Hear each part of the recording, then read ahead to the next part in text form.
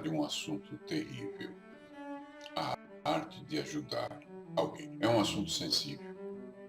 É muito difícil ajudar as pessoas. E por que é difícil? Por uma única razão.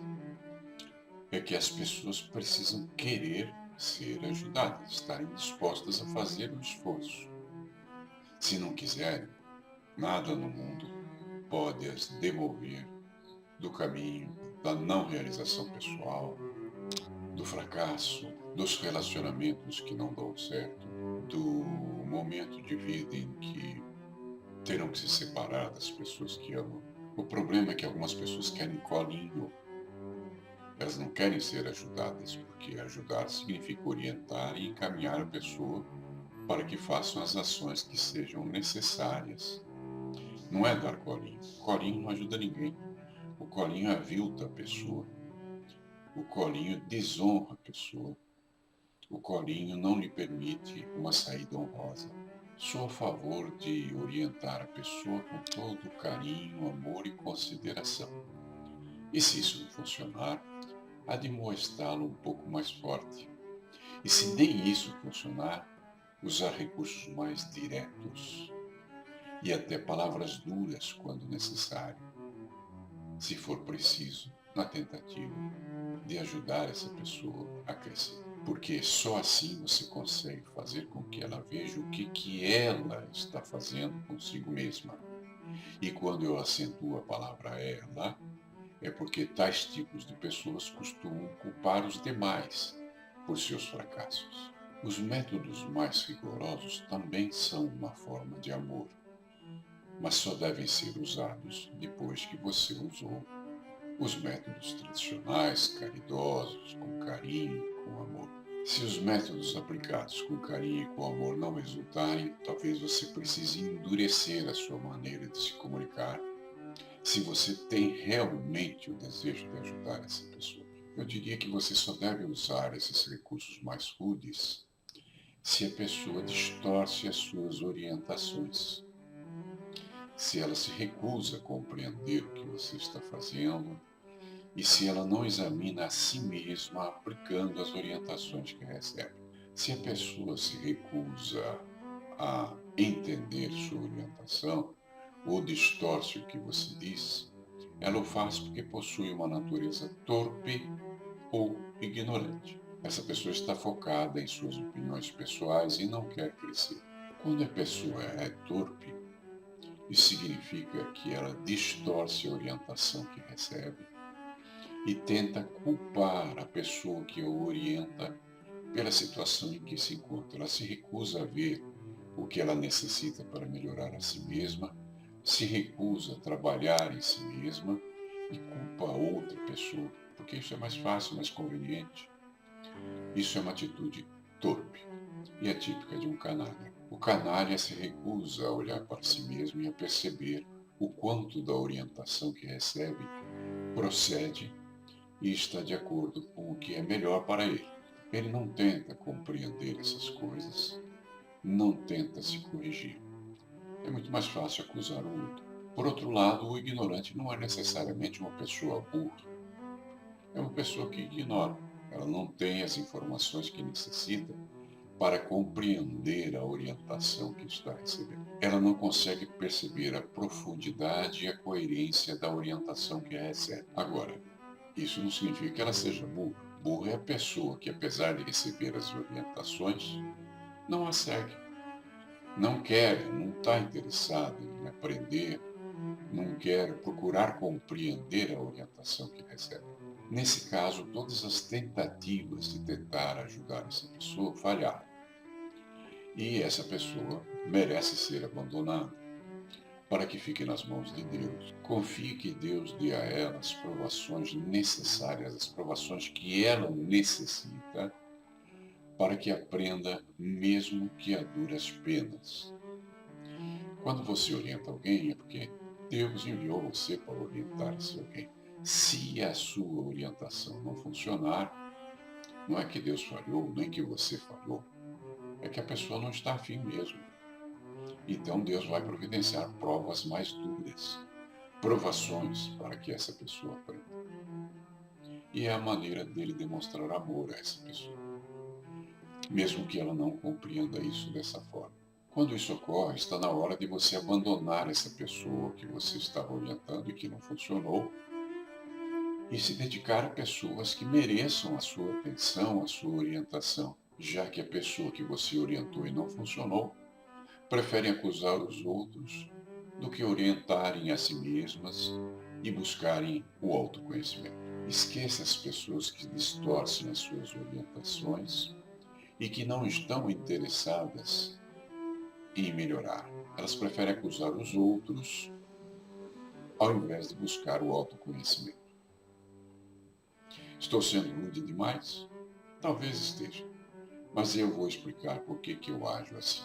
Quando vemos a atitude de Jesus em surrar e expulsar os vendilhões do templo, não significa que ele não agiu com caridade e amor antes de fazer isso. Tentar acusar Jesus de ser rude nesse momento não desmerece o que ele fez antes, as atitudes de carinho e amor com que ele conduziu o procedimento antes de chegar a ser rude. E, infelizmente, acusar Jesus ou quem quer que seja de ser rude não consegue fazer com que essas pessoas torpes que distorceram a mensagem que receberam passem a examinar a si mesmas e a corrigirem os seus caminhos. A pessoa torpe precisa compreender o que ela necessita. E se o que ela necessita é duro, é difícil e foi-lhe dito com palavras rudes, não é esse o problema. O problema é que isso foi dito a ela para que ela consiga compreender o que está errado e corrigir isso em si mesma. Eu vou lhe contar por que eu considero que, às vezes, usar palavras rudes, às vezes, ser mais direto, fazer um papo reto, deve ser utilizado no sentido de servir as pessoas. Às vezes, as atitudes mais firmes e mais rudes são necessárias quando os processos mais suaves foram utilizados para auxiliar a pessoa e não se conseguiu o fim, o objetivo que se estava procurando.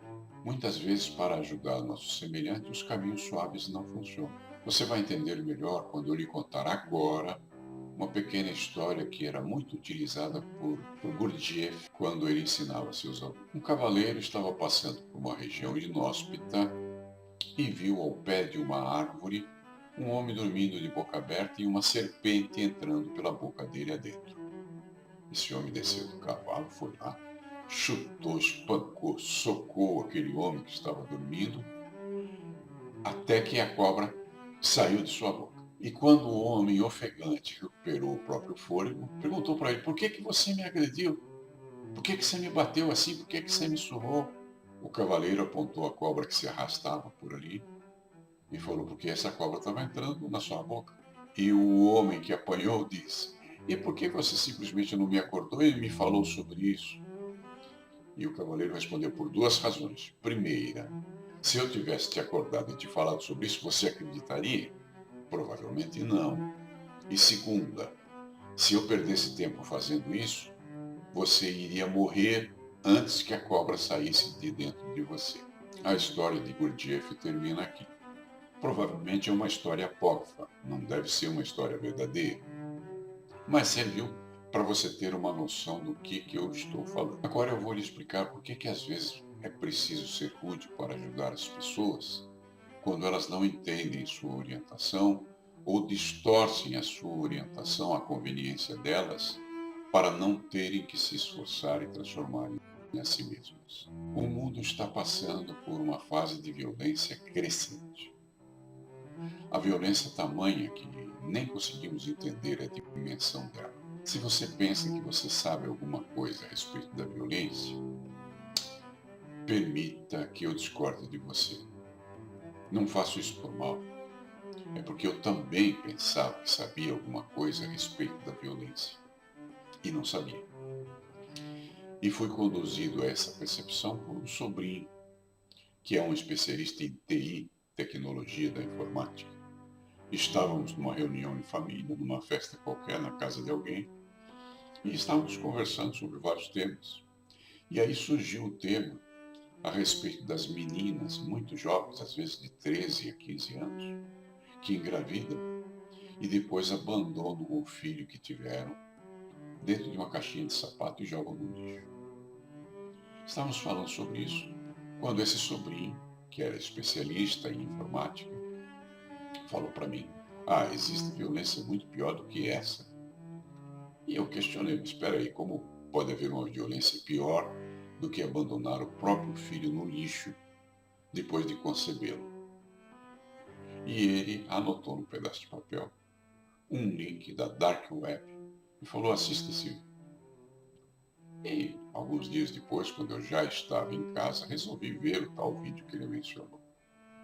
Entrei no link e me deparei com uma cena impressionante. Havia lá um homem branco, de olhos azuis, falando uma linguagem eslava e sorrindo muito. E na frente desse homem havia um liquidificador gigante industrial, que eu nem sabia que era um liquidificador até aquele momento. Depois que eu assisti o vídeo, fui pesquisar na internet e descobri o que era, e encontrei uma máquina parecida com a que vi e está aqui nessa imagem na sua frente. E esse homem sorridente abriu uma garrafa de vodka e despejou o conteúdo dentro desse liquidificador, que eu ainda não sabia que era um liquidificador. Do lado dele havia um freezer horizontal. Ele abriu esse freezer e, sorrindo continuamente, tirou de lá de dentro um bebê bem pequeno, ou um feto, não dava para saber direito. E ele jogou isso dentro do liquidificador. Aí ele ligou essa máquina, um barulho ensurdecedor, e sempre sorrindo para a câmera, pegou uma caneca, tipo uma caneca de chope transparente, derramou dentro dela uma parte desse líquido, e ainda sorrindo para a câmera, ergueu essa caneca, triunfante, sorridente, e bebeu o conteúdo dela. É difícil descrever como eu me senti. Primeiro eu vomitei muito. Depois eu fiquei quase uma semana sem conseguir dormir. Tudo que eu sabia, tudo que eu sentia, tudo que eu tinha aprendido, minha fé, minha crença, meus estudos, foram por água abaixo. Como explicar uma atitude dessa? E sem conseguir suportar a provação de ter visto esse vídeo, eu entrei em contato com 2 policiais que foram meus alunos. Um é gaúcho, o outro é paulista, e contei essa história para eles. E eles me disseram que existem pessoas capazes de fazer coisas até piores. Esse é o mundo em que vivemos. Desde então me tornei um pouco mais rude em relação às pessoas a quem quero ajudar. Para mim não me importa se você é um auditor de um banco, se você ganha uma fortuna. Se você é um auditor de um banco e ganha uma fortuna, então você teve pais que te sustentaram, que te educaram, o que te permitiu alcançar essa posição. Porque o menino lá da favela, aquele que não tem pai, ele não tem condições de alcançar a posição que você alcançou, porque ele não vai estudar, ele não tem quem pague os cursos para ele. Então, o fato de você ser uma pessoa privilegiada e ter conseguido esse cargo público não faz de você uma pessoa que mereça colinho. Para mim, não.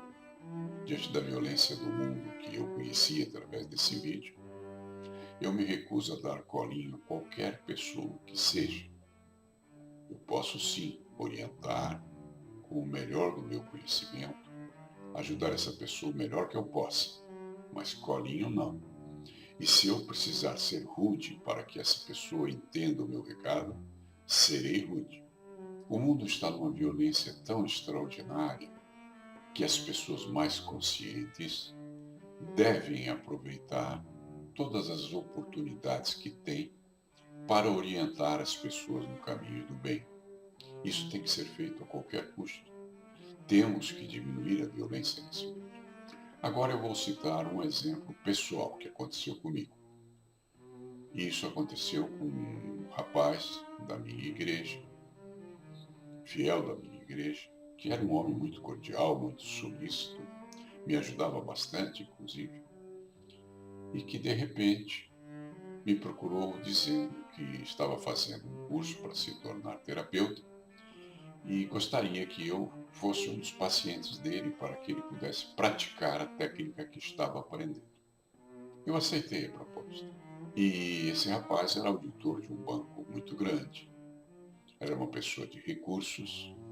E eu não vou citar o nome dele por uma questão ética. Eu jamais faria isso. Eu não gosto de prejudicar ninguém.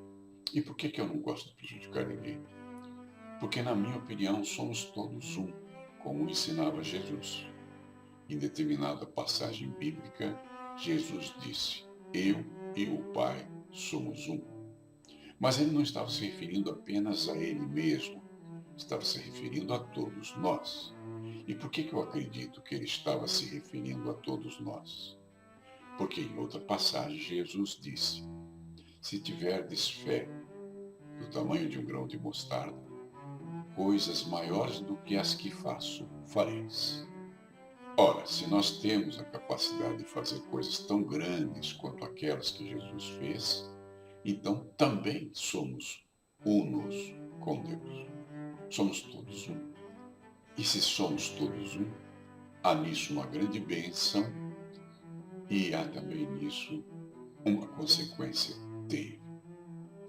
A bênção é que se somos todos um, se nós prejudicarmos alguém, estaremos prejudicando a nós mesmos. Então, conscientes disso, coerentes com esse ensinamento de Jesus, evitemos fazer o mal, seja de qualquer forma, seja como for. A consequência terrível é que, se somos todos um, todos seremos salvos ou nenhum de nós será salvo. Se uma só pessoa não for salva, não seremos salvos. Enquanto o maior marginal do mundo, a pessoa que cometeu o maior desatino, não for salva, não temos a possibilidade de sermos salvos também. É por isso que Tiago, irmão de Jesus, na passagem em Tiago 2,17, disse: a fé sem as obras é morta. E é por isso que eu cunhei aquela frase: sem ação não há realização nem salvação. Como esse rapaz estava se formando como terapeuta e queria praticar, me convidou para que eu fosse um dos pacientes dele e eu aceitei. E aí começamos a trocar ideias a respeito do processo terapêutico, porque ele não quis marcar a sessão imediatamente, jogou para um tempo depois. Que a posição do rapaz não demonstrava muito amor e muita, como é que eu diria, muita caridade em relação ao paciente. Então, para ajudá-lo melhor, pedi referência de livros e vídeos a respeito desta forma de terapia. Estudei 2 livros a respeito, analisei alguns vídeos, inclusive os transcrevi e enviei para ele parte da transcrição que fiz, parte do vídeo, inclusive, tentando mostrar a ele que a atitude que ele estava adotando para lidar com os pacientes não era condizente com o método como era ensinado por seus criadores. De início fiz isso cordialmente.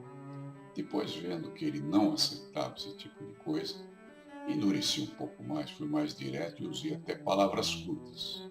A intenção era a mesma: ajudá-lo a se ajudar para que ele se tornasse um bom terapeuta. Minha orientação permitia que ele visse o que ele precisava fazer para se tornar um bom terapeuta. Mas falhei totalmente em meu propósito. Não consegui convencê-lo disso e ele passou a me acusar de ser rude com ele. Enfim, ele encarou a maneira com que eu me expressava como mais importante do que a mensagem que eu estava a lhe passar. Passou a me acusar pelas faltas que ele cometia. E tive que abandoná-lo para focar minha atenção em pessoas que mereciam mais a minha orientação. Pessoas que realmente queriam ser ajudadas. E fiz isso com alguma dor no meu coração, porque tive que me dedicar bastante, tive que ler 2 livros, estudá-los, grifá-los, tive que assistir vídeos, transcrevê-los, inclusive criar edições de parte do vídeo para enviar a ele. Eu realmente me dediquei bastante para ajudá-lo, mas não consegui nada. Então faço este apelo a você. Quando você for ajudar alguém, dedique-se a isso, para valer como eu o fiz. Tente ajudá-lo de todas as formas. Primeiro, com bastante serenidade, compaixão, amor, caridade na maneira de você se expressar. Se isso não funcionar, torne-se mais duro, mais direto, vá a fundo na questão. Mas se não funcionar, tire essa pessoa. Ela não merece mais a sua orientação. Deixe nas mãos de Deus.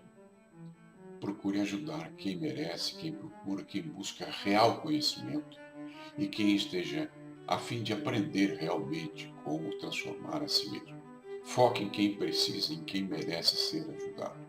E isso só é possível se você se focar primeiro nas pessoas que merecem ser ajudadas, que estão realmente a fim de transformarem a si mesmas, para que, com o exemplo dessas pessoas, quando elas se sentirem transformadas, as pessoas que não estão muito interessadas em crescer, através de ver e testemunhar esse exemplo, possam convencer a si mesmas a fazer o esforço que seja necessário e a deixar de distorcer a orientação que recebe.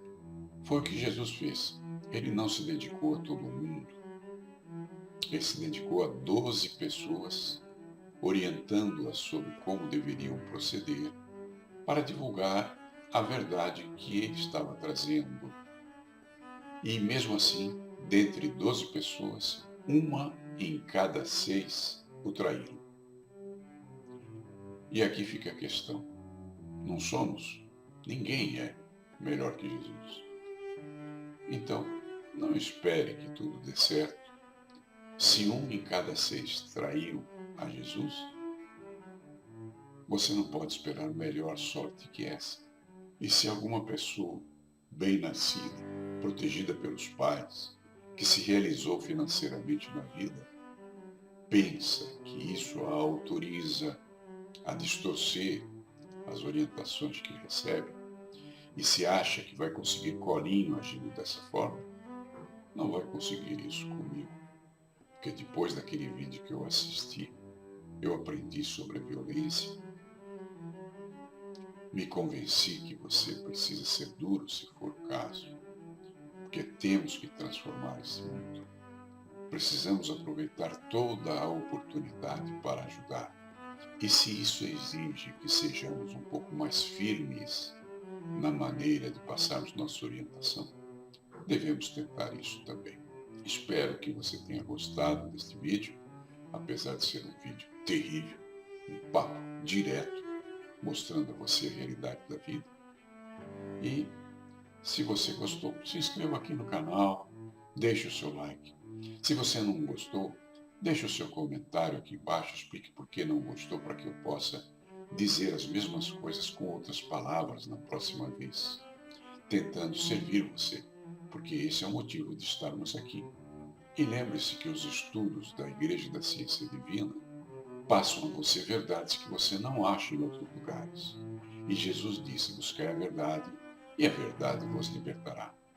Então, convido você a se inscrever nos estudos da Igreja da Ciência Divina. Você acha um link aqui embaixo em mostrar mais, tá bom? Nós temos um site, lá lhe oferecemos várias obras gratuitas, prestamos um serviço bom a você, se você tiver olhos de ver e ouvidos de ouvir, e convocamos você a se inscrever no curso da Igreja da Ciência Divina para que você amplie esses caminhos da melhor forma e que possa somar forças conosco para que possamos ajudar o maior número de pessoas possível. E isso precisa ser feito rápido, porque a violência está crescendo cada vez mais no mundo, como você pôde ver pelo testemunho que lhe dei. Então, agradeço pela sua presença amiga. Conto que você esteja aqui na próxima segunda-feira, quando continuaremos a tratar dos assuntos da espiritualidade em vez de tratarmos de religião. E deixo com você meu cordial abraço.